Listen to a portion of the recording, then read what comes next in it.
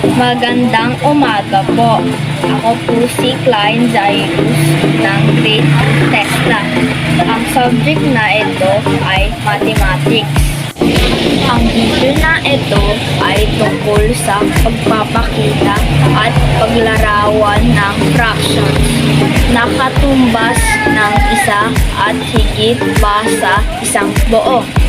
Unang larawan ay hinati-hati sa apat na makakaparehong laki. May apat na bahagi na kabuuhan ang may kulay. 4. Bahagi ng may kabuohang kulay. 4. Bilang ng bahaging hinati-hati na may magkaparehong laki mula sa kabuuhan. Ang fraction na ito ay 4/4. Ito ay katumbas ng isang buo. Dalawang larawan. Hinati sa 5 na may kaparehong laki, may 7 na bahagi na kabuuhan ang may kulay. 7. Bahagi ng kabuuhan na may kulay. 5. Bilang ng hinati-hati na may makakaparehong laki mula sa kabuuhan. Ang fraction na ito ay 7/5. Maaring isulat sa paraang 1 and 2/5. Ay katumbas ng higit sa isang buo. Pangatlong larawan ay hinati-hati sa 4 na magkakaparehong laki. May 7 na bahagi ng kabuuhan ang may kulay. 7.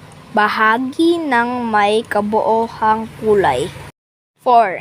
Bilang ng bahaging hinati-hati na may makakaparehong laki mula sa kabuuhan. Ang fraction na ito ay 7/4 o 1 and 3/4. Ay katumbas ng higit sa isang buo. Pang-apat na larawan ay hinati-hati sa 8 na may magkakaparehong laki. May 8 ring kabuuhan ang may kulay. 8.